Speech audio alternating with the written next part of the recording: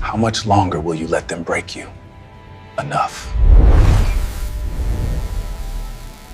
My wife Rachel and I had been married for 8 years when everything finally fell apart. When we first met at a mutual friend's cookout back in the summer of 2017, I thought she was the most incredible woman I'd ever seen in my life. She had this infectious laugh that could light up an entire room, blonde hair that looked like liquid gold in the afternoon sunlight, and she seemed genuinely interested in getting to know me as a person. Not just surface-level small talk about the weather or work, but real questions about my life, my work, my thoughts on things, my hobbies and interests. I was a systems analyst at a mid-sized tech company called Tech Vision Solutions. Made decent money, around $80,000 a year, lived a pretty straightforward and stable life. Nothing fancy or glamorous, but stable and comfortable.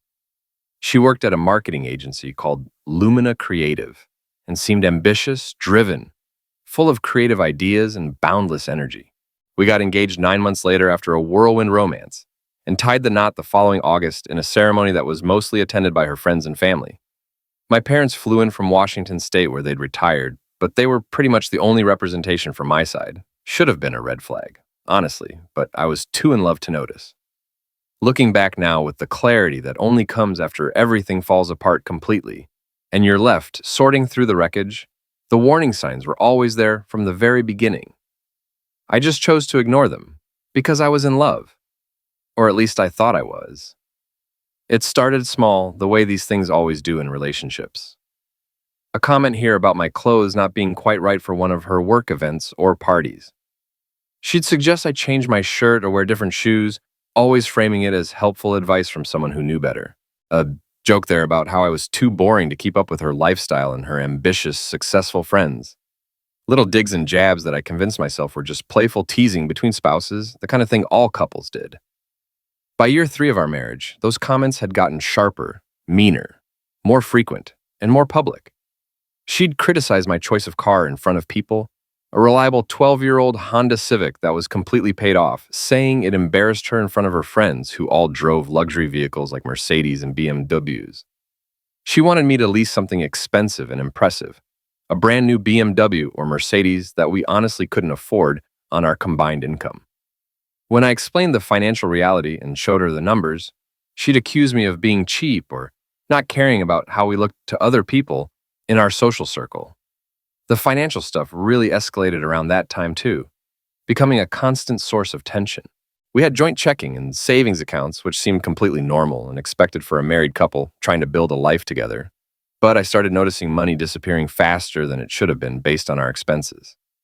Our joint checking account would have thousands less than I expected based on our bills and normal expenses. I'd deposit my entire paycheck every 2 weeks, and within days there'd be unexplained charges for hundreds or thousands of dollars. Rachel always had an explanation ready whenever I asked. New work clothes that were required for her job and would help her get promoted to the next level. Client dinners that she needed to pay for up front and get reimbursed later through expense reports from her company. Necessary expenses that were investments in her career and our future together. I trusted her completely at that point in our marriage, so I didn't push too hard or demand to see receipts for everything she bought. What I didn't know at the time was that she'd maxed out several credit cards in her own name. Cards I had absolutely no idea existed until much later during the divorce discovery process. She was spending money like we were millionaires with unlimited resources while I was the one actually paying all our bills every single month without fail. The mortgage on our house in a nice neighborhood called Cedar Hills, all the groceries every week, utilities, internet, cable, her car lease for a white Mercedes SUV, everything came directly out of my paychecks, while her entire salary of around $70,000 a year seemed to vanish into designer handbags, weekly spa appointments, expensive dinners with her girlfriends, and shopping trips that she posted about constantly on Instagram to maintain her image. Our relationship had become something I didn't recognize anymore. We barely talked except when she needed money or wanted me to do something for her. Our bedroom had been dead for months, maybe close to a year. She'd push me away whenever I tried to initiate any kind of closeness, saying she was tired or stressed or not in the mood. But then I'd see her posts on social media, out at clubs with her friends until 3 a.m, full of energy and life. Just not for me. Never for me anymore. I felt like a ghost in my own house, a walking ATM machine that occasionally got yelled at for not being interesting enough. But the real breaking point, the moment that changed absolutely everything, came 3 weeks before her 34th birthday last November. She told me about this dinner she was planning with her girlfriends at an upscale restaurant downtown called Bellamy's. Made it sound inclusive and welcoming, like I was genuinely invited as her husband, and not just an afterthought or obligation. She even touched my arm in that way she used to when we first started dating, back when her touch meant genuine affection instead of a manipulation or a prelude to asking for money to buy something expensive. She said it would mean so much to her if I came, that she wanted me there to celebrate with her and her closest friends, that it wouldn't be the same without me. I said yes immediately because I was still trying desperately to save our marriage, still hoping against hope that we could somehow fix whatever had broken between us over the years. Then, exactly 2 weeks before the dinner, I came home early from work one afternoon. My job had flexible hours, which was one of the few actual perks I really appreciated and used regularly. As I walked into our house around 3 in the afternoon, I heard Rachel's voice drifting down from our bedroom upstairs. She was on the phone with someone, and they were laughing about something. I started walking toward the stairs to go up and say hello when I heard my name mentioned.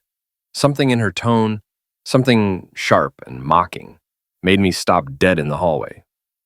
"He actually thinks he's invited for real," Rachel said, her voice high and bright with genuine amusement, like properly invited, with food ordered for him and everything.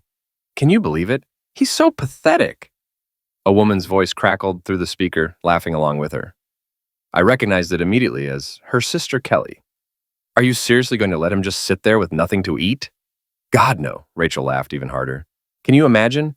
He'd probably order the cheapest thing on the entire menu and still somehow find a way to make it awkward and embarrassing for everyone at the table. No, I think it'll be much funnier if he just sits there with an empty plate in front of him while we all eat. Let him figure it out on his own." "Rachel, that's genuinely cruel," Kelly said. But she was laughing too, clearly entertained. Not disapproving at all, just amused by the whole idea. "That's exactly the point," my wife replied, still giggling like a teenager planning a prank. "I want to see how long he'll just sit there, taking it before he says something or leaves an embarrassment. It'll be absolutely hilarious to watch him squirm." I stood there, completely frozen in my own hallway, listening to the woman I'd married plot my deliberate humiliation like it was some kind of entertaining game for her amusement. And something inside me shifted fundamentally. Not broke exactly, because I'd been breaking for a while now, piece by piece.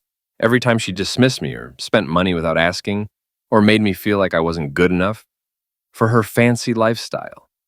This was different.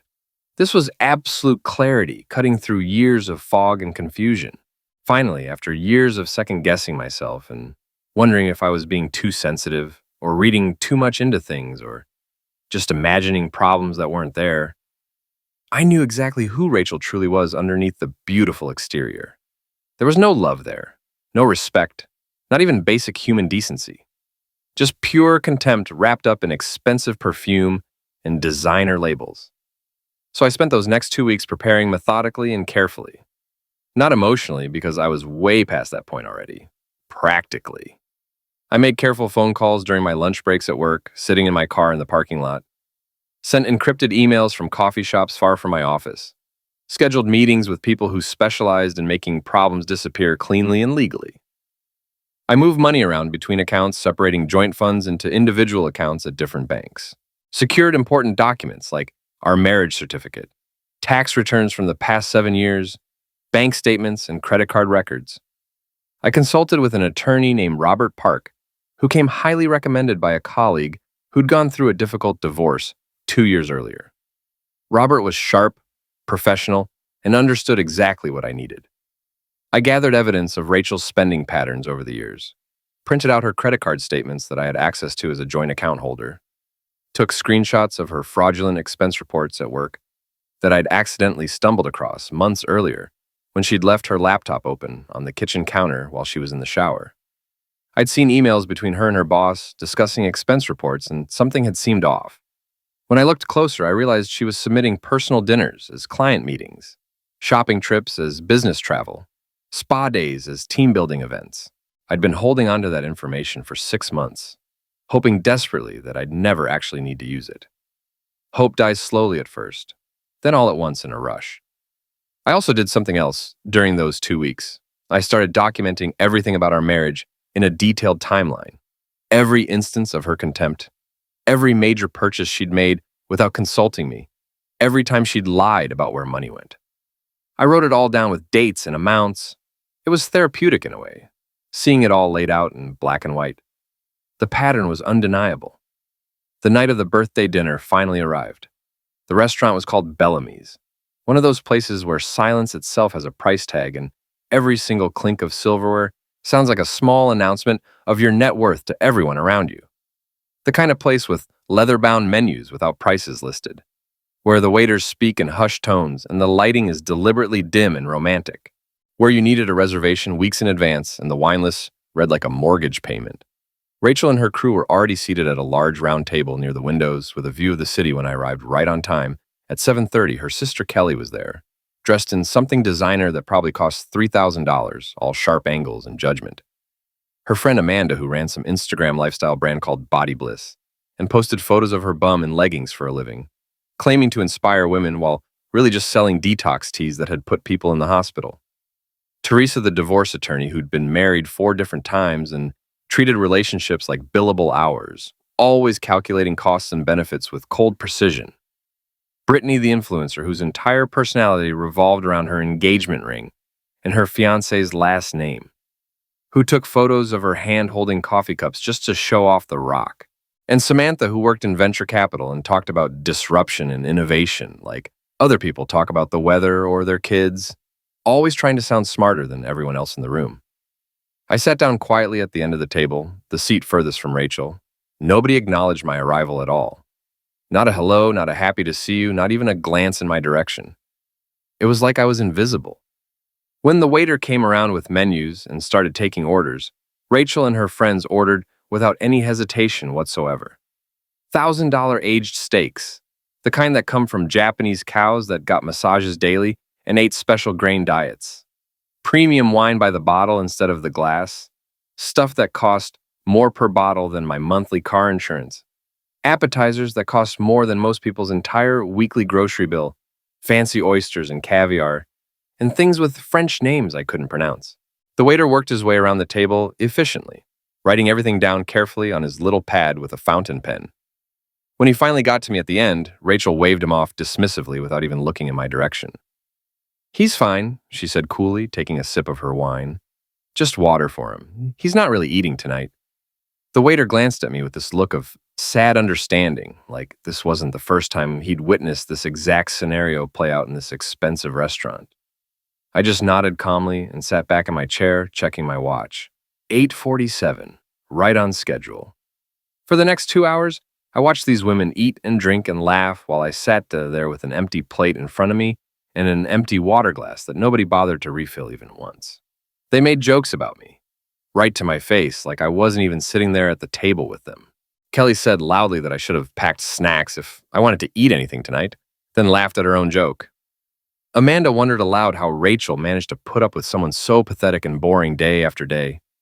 Teresa analyzed my behavior like I was one of her divorce cases, suggesting with fake psychological authority that I probably had some kind of humiliation fetish or that I was too broke to afford my own meal. Brittany posted photos of her food to Instagram while making comments about how some people just don't understand fine dining culture. Samantha gave a whole speech about how successful people need to cut dead weight from their lives, looking directly at me while she said it. I just smiled politely through it all and said, "Good to know, really good to know." But what none of them knew, what they couldn't possibly have known as they laughed and ate, was that while we were sitting there in that overpriced restaurant, 3 things were happening simultaneously across the city. First, all of Rachel's personal credit cards, the ones she'd kept completely secret from me for years, were being systematically declined.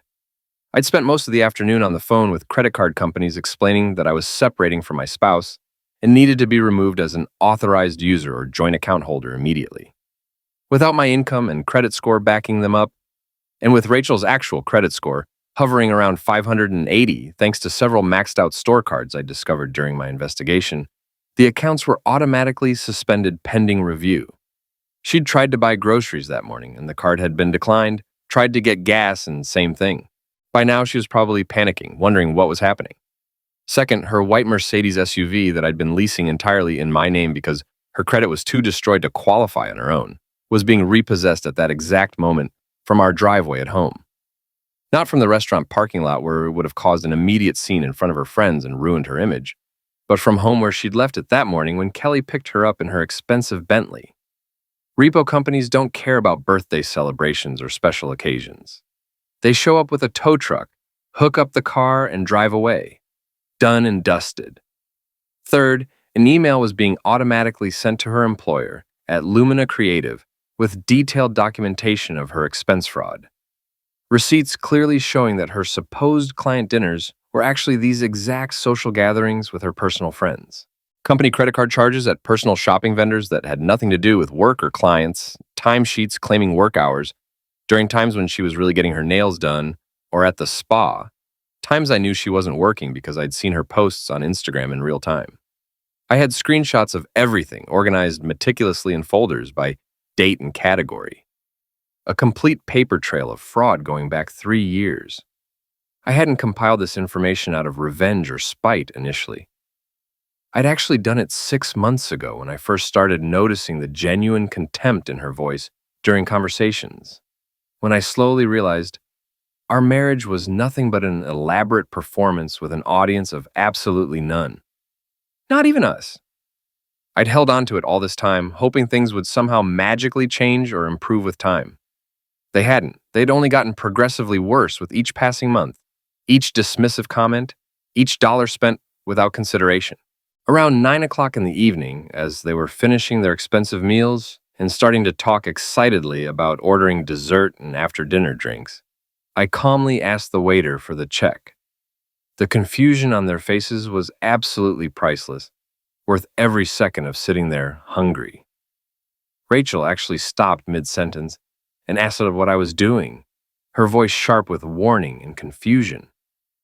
"I'd like to see the full itemized bill," I said clearly, looking directly at the waiter and ignoring Rachel.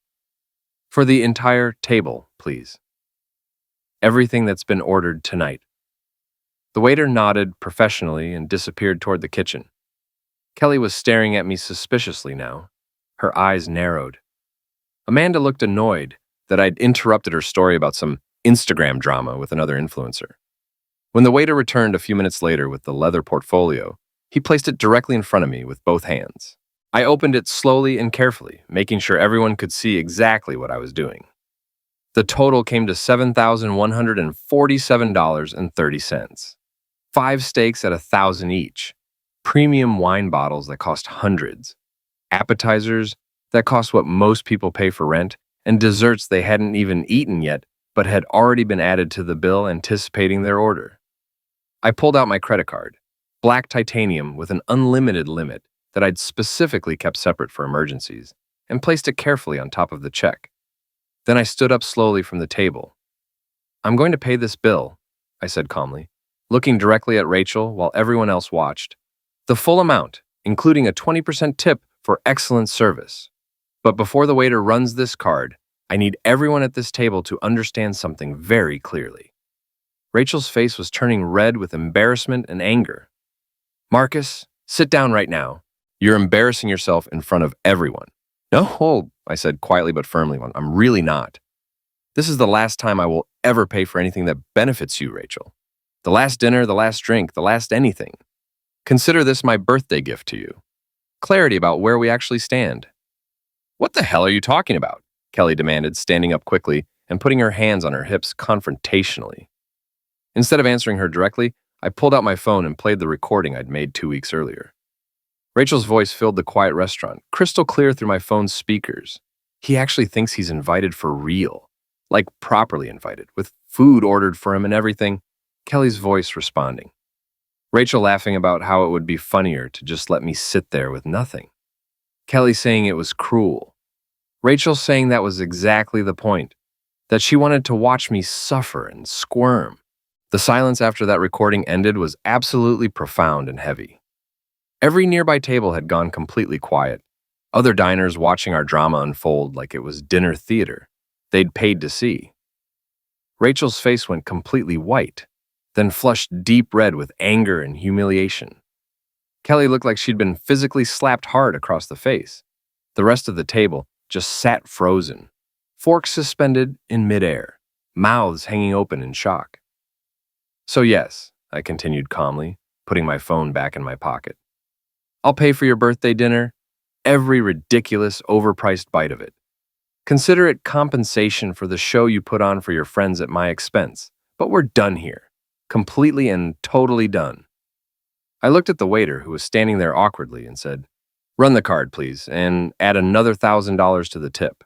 You've earned it dealing with this table all night long." Then I turned and walked out of Bellamy's, out into the cool November evening air that felt like freedom, and I didn't look back even once. Behind me, I could hear Rachel calling my name desperately, could hear Kelly's voice rising in fury, could hear the entire table erupting in complete chaos and shouting. But I was already gone, walking toward my car 3 blocks away where I deliberately parked to give myself space and an easy exit. The next few weeks were an absolute blur of legal maneuvering and controlled demolition of our shared life together. The divorce papers were filed the very next day by Robert Park at 9 in the morning. Rachel was served at Kelly's apartment, where she'd been staying, and according to Robert's process server, she started screaming the moment she saw the official papers. Kelly had to physically restrain her from attacking the poor guy who had to literally run out of there to avoid being attacked and possibly having to call the police. But Rachel wasn't going down without putting up a massive public fight on social media. She took to Instagram and Facebook with absolute vengeance, posting long emotional captions about how I'd financially misused her for years, how I'd cut her off without warning, how I'd abandoned her when she needed me most. She created a fundraising page called Help Rachel Start Over After Misuse, asking for donations to help her rebuild her life, claiming I'd left her completely destitute and unable to afford basic necessities like food and shelter. The description was a masterpiece of manipulation, talking about how I'd canceled all her credit cards without warning, had her car repossessed while she slept, left her unable to buy groceries or get to work. It was all technically true, but completely stripped of context about why those things had happened and what she'd done. Within 24 hours, she'd raised over $4,000 from complete strangers who believed her story without asking a single question or wanting to see any evidence. Her Instagram post got thousands of likes and hundreds of comments from people calling me a monster and misuser, a coward, telling her to stay strong and that she deserved so much better than me. Her friends were sharing and amplifying her posts, adding their own commentary about what a terrible person I was. I watched it all unfold from my hotel room, where I'd checked in immediately after the dinner, refusing to engage or defend myself publicly. My lawyer, Robert, had advised complete silence on social media, saying anything I posted could be used against me. She even claimed she was pregnant at one point during this chaos, sent me a text message in all caps saying we needed to talk about the baby immediately, that I couldn't just abandon my child.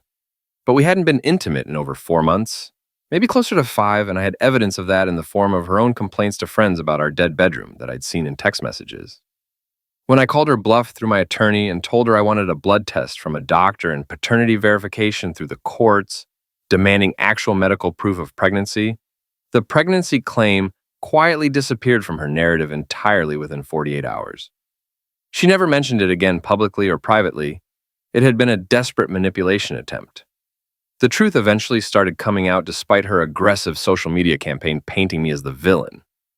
The investigation into her expense fraud at Lumina Creative revealed she'd stolen over $43,000 from her employer over 3 years of systematic fraud. Personal meals at expensive restaurants reported as client dinners when no clients were present or even existed. Shopping trips to boutiques reported as business travel to conferences she never attended. Spa treatments and salon visits reported as team-building exercises when she'd gone alone for personal pampering.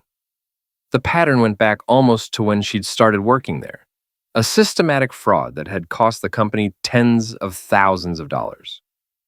The district attorney filed criminal charges within a week of receiving the company's report. Embezzlement and filing false documents, both felonies given the amount involved and the duration of the systematic fraud.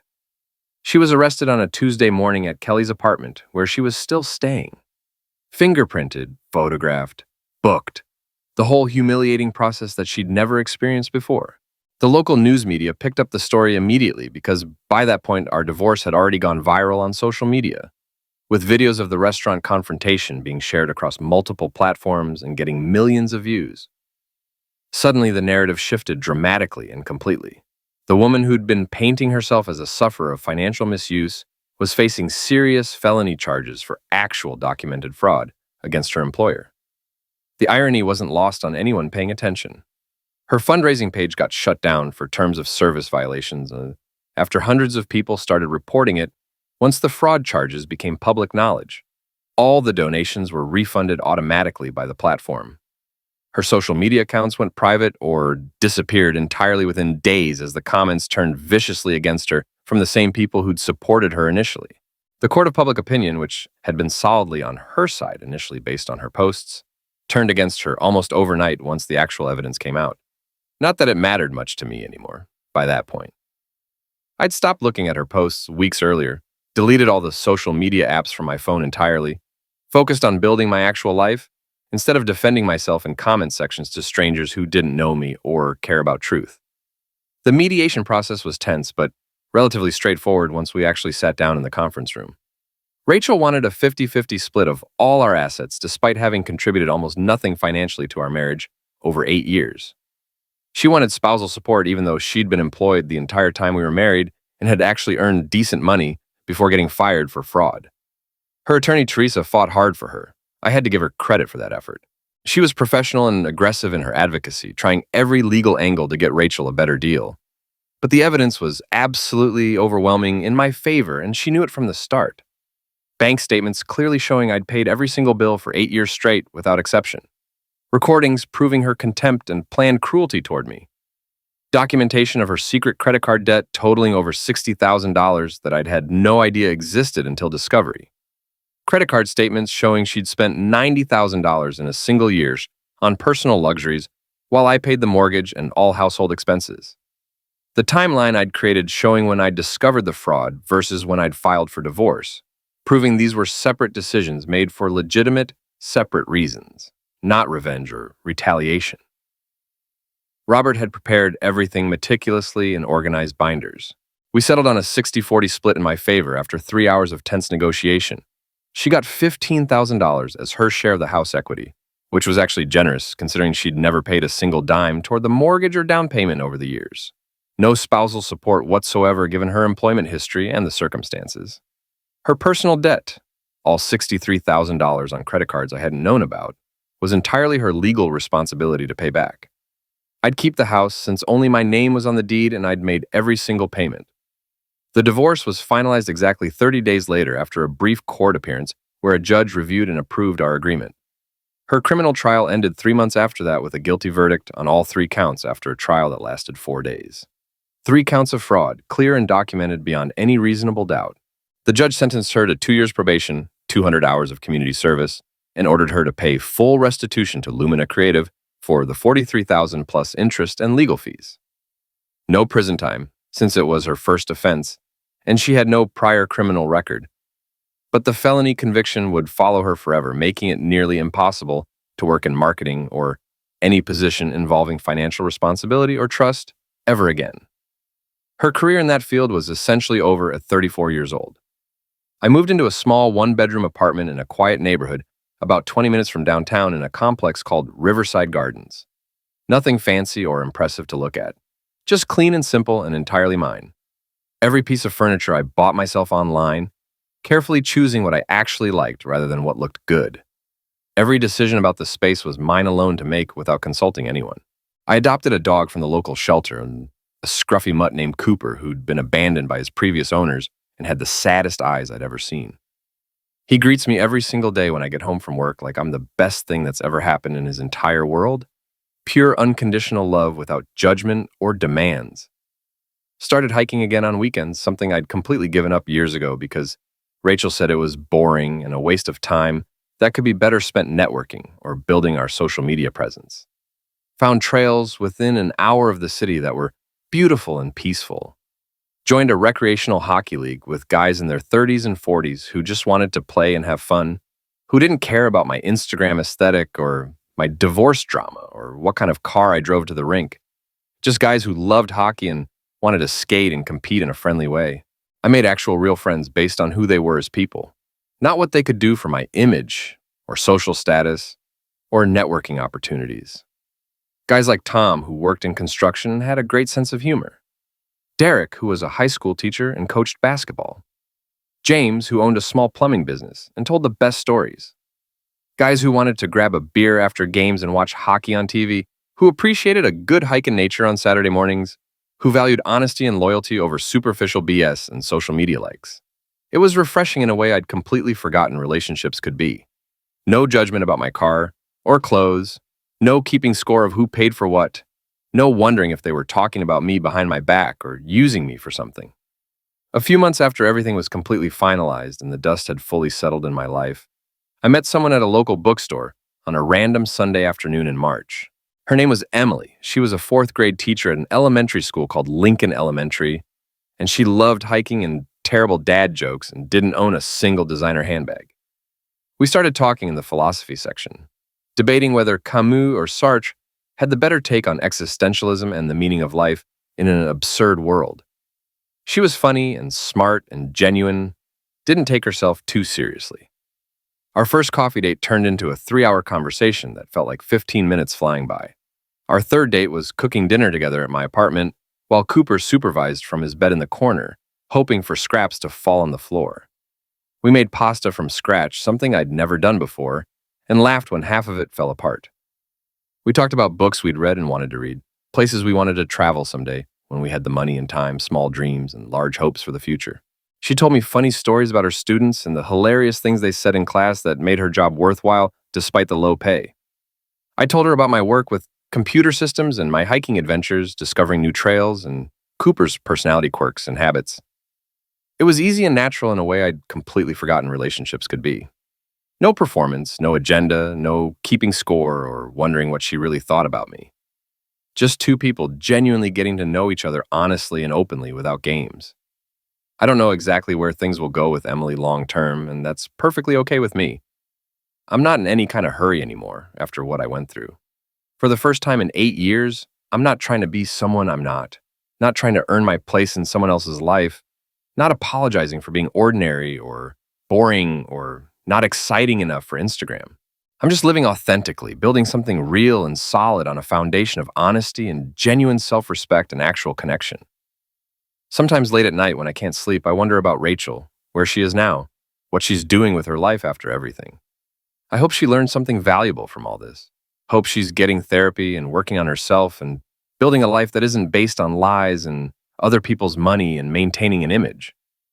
But mostly, I don't think about her at all anymore.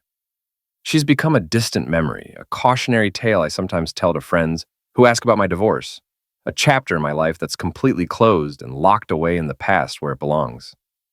My story isn't about her anymore and hasn't been for many months now. It stopped being about her the moment I walked out of that restaurant into the November night. It's about the quiet guy who finally found his voice after years of being silenced and dismissed and treated like he didn't matter, who documented the truth carefully and methodically with evidence, who walked away from something that was slowly eliminating him from the inside out. It's about learning that real love shouldn't hurt or diminish you as a person, that actual partnership shouldn't feel like a constant performance for others, that the right person won't ever make you feel like you need to constantly prove your worth or earn your place at the table through money or status. It's about discovering that on the other side of an ending is a new beginning full of possibility. A new life, a real, authentic life, built on truth.